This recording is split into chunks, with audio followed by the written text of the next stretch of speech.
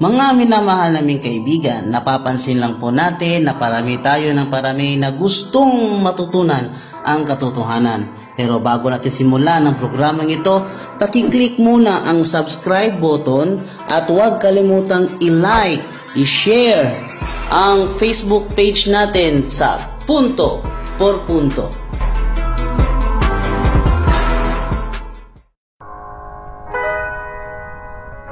Nagdadalawang isip ka na ba sa iyong pananampalataya?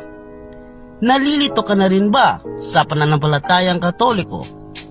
Huwag kang mag-alala sapagkat nandito na ang ating programang Punto por Punto. Ang programang ito ay sadyang inihanda namin para sa inyo upang masagot ang mga batikos sa pananampalatayang Katoliko.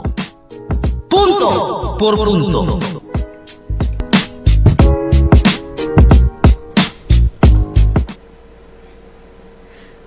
Magandang araw po at welcome na naman sa ating episode 14 na po tayo. At kasama pa rin natin ang ating mahal na kaibigan, Brother Jando Colango Alabado.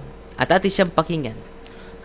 Ito na po tayo sa ating bagong episode na naman ng Punto por Punto. At dahil sa mahilig akong manood ng mga video sa YouTube, ay marami ako napapansin ng mga katanungan mula sa ating mga kasamahan sa pananampalataya. Dahil marami daw nagsasabi na isa pong kasinungalingan na si San Pedro daw ang unang Pope, ang unang Santo Papa. Ano po ba ang iyong masasabi dito, Father? Maraming salamat, Brother Jando. At ito po ay maganda na dapat natin bigyang linaw. Bakit po? Meron ba tayong basihan nito? Meron po. Ang daming basihan natin at prueba na nakasulat sa banal na kasulatan. Una, atin munang babasahin. Punta muna tayo doon sa Davidic Kingdom, Brother Jando, sa Old Testament. Dahil parallel lang ito sa ginagawa na simbahan o tinatag ni Kristo na simbahan sa Bagong Tipan. So, atin mo munang babasahin, Brother Jando, ang Isaiah chapter 22, verses 20 to 22. Tatawagin ko sa araw na iyon ng aking lingkod, si Eliakim na anak ni Hilkias. Siya ang pagsusuotin ko ng iyong buong kasuotan. Ibibigay ko sa kanya ang iyong kapangyarihan. Siya ang magiging ama ng mga taga-Jerusalem at ng mga taga-Huda. Ibibigay ko sa kanya ang susi ng sambahayan ni David. Walang makakapagsara ng anumang buksan niya at walang makakapagbukas ng anumang sarhan niya. Para maintindihan natin yang statement ni Propeta Isaiah, atin mo nang babasahin, Brother Jando, ang Bible commentary patungkol sa Isaiah 22 verses 20 to 22. Ito po ang nakasulat. Next on the hierarchy of the Davidic kingdom was the prime minister, to act as the primary managing forces for the king. The ministers of the court were delegated the authority of the king. Of the ministers, the prime minister is head. So, dito mga kaibigan, sa Davidic Kingdom, meron pala siyang prime minister. Prime minister, primero ministro po. So, hindi po ito ang king. Ang king, klarong-klaro, Brother Jando, si David. Si David po. At meron siyang representative in the person of the king. Tinatawag itong primero ministro. At sino po ba ang primero ministro dito sa Isaiah 22, 20 to 22? Si Eliakim. So, ang tinatatag ni Kristo na simbahan ay ito po ay bagong kaharian sa Bagong Tipan. Kung nating babasahin mo na, Brother Jando, ang Daniel 2:44, ito po ang nakasulat. Ating babasahin. At sa mga kaarawan ng mga haring yaon ay maglalagay ang Diyos sa langit ng isang kaharian na hindi magigiba kailanman. O ang kapangyarihan man niya ay iiwan sa ibang bayan, kundi pagpuputol-putulin at lilipulin niya ang lahat ng kahariang ito at yaoy lalagi magpakailanman. Mga kaibigan, ating makikita po sa talatang iyon, ang Diyos po mismo ang magtatag sa kanyang kaharian. At paralel lang po ito, Brother Jando. Kung merong kaharian, merong king. Sa panahon ni David, ang king ay siya po, si Hari David. Pero meron siyang primero ministro, prime minister. Itong prime minister, Brother Jando, ang nakatanggap ng susi. At itong makatanggap ng susi, ating munang babasahin, Brother Jando, ating ulit-ulitin, na maging ama, ating babasahin, Brother Jando. Siya ang pagsusuotin ko ng iyong buong kasuotan. Ibibigay ko sa kanya ang iyong kapangyarihan. Siya ang magiging ama ng mga taga-Jerusalem So, at magiging ng ama sa mga taga-Jerusalem at ng taga-Huda. Patuloy, Brother Jando. Ibibigay ko sa kanya ang susi ng sangbahayan ni David. Walang makakapagsara ng anumang buksan niya at walang makakapagbukas ng anumang sarhan niya. So ito po, Brother Jando, merong kingdom si David, siya ang hari. Meron din siyang primero ministro, prime minister. Siya po ang hawak ng susi. It is a symbol of authority, Brother Jando, na walang Kapagsara makapagsara at ng walang anumang buksan niya. At walang makapagbukas ng anumang sarhan niya. So, klarong-klaro, very parallel ang ginagamit ni Kristo. So, atin itong maintindihan, Brother Jando, na itong palang primero ministro ay maging ama. Dahil nakatanggap siya ng susi, Brother Jando. Hindi lang ama, Brother Jando. Isa pang banal at totoo. Ating munang babasahin, yung makatanggap sa susi galing sa kaharian ni David. Atin munang babasahin, Brother Jando, para hindi tayo sasabihin na kapitulo versikulo laway, Brother Jando. Revelation chapter 3 verse 7. Yung makatanggap sa susi galing sa isang hari. Write this letter to the angel of the church in Philadelphia. This is the message from the one who is holy and true. He is the one who has the key of David. He opens doors and no one can shut them. He shuts the doors and no one can open them. So, very related, Brother Jando.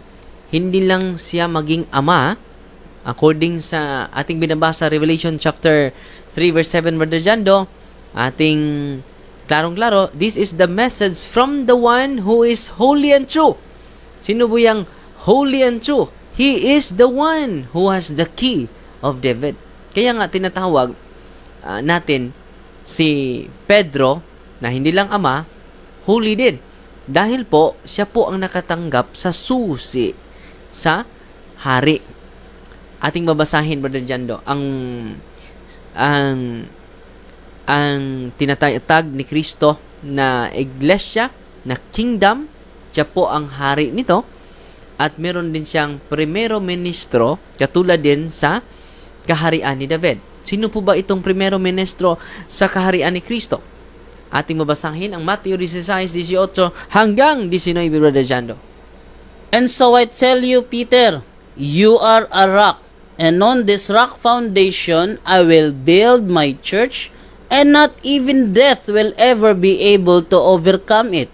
I will give you the keys, authority of the kingdom in heaven. And whatever you bind or forbid, declare to be improper and unlawful, on earth will have already been bound in heaven, and whatever you loose, permit, declare lawful on earth, will have already been loosed in heaven. So, klarong-klaro, Brother Jando, nagtayo siya ng kingdom. I will give you the keys, authority of the kingdom of heaven. So, ang hari na ito, Brother Jando, nagbigay ni San Pedro ng susi. At yung bigyan ng susi, Brother Jando, base sa Old Testament at sa Isaiah chapter 22 verses 20 to 22, Revelation chapter 3 verse 7, maging ama. At hindi lang ama, banal at totoo. Kaya nga, siya po ang unang nakatanggap ng susi. Therefore, siya ang unang ama, banal na ama, o Santo Papa. Meron tayong basihan sa banal na kasulatan, Brother Jando. Totoo po ba na naging leader si San Pedro? Ating mabasahin muna ang kanyang pahayag mismo, Brother Jando. Sa 1 Pedro 5:1, ito ang nakasulat. Sa mga matatandang namumuno sa inyo, nananawagan ako bilang isa ring matandang pinuno ng iglesia na tulad ninyo. Saksi ako sa mga paghihirap ni Kristo at makakabahagi ako sa karangalang malapit ng ipakayag. Nakikiusap ako sa inyo. So, klarong-klaro, Brother Jando, ang tibay ng ebidensya natin na si San Pedro talaga, Brother Jando, ay pinuno ng iglesia. Ano po ba ang tawag sa pinuno ng iglesia? Base sa Gawa, Kapitulo 20, versikulo 28, Brother Jando. Ingatan ninyo ang inyong sarili at ang buong kawan na sa kanila ginawa kayo ng Espiritu Santo na mga obispo upang pakanin ninyo ang iglesia ng Panginoon na binili niya ng kanyang sariling dugo. So, klarong-klaro, Brother Jando, ang pinuno pala sa iglesia ay tinawag na, base sa Gawa, Kapitulo 20, versikulo 28. Obispo. At si San Pedro po ay unang obispo saan? Sa Roma po. At basahin muna ang history, Brother Jando, sa Modern World by Francis Betten, page 37.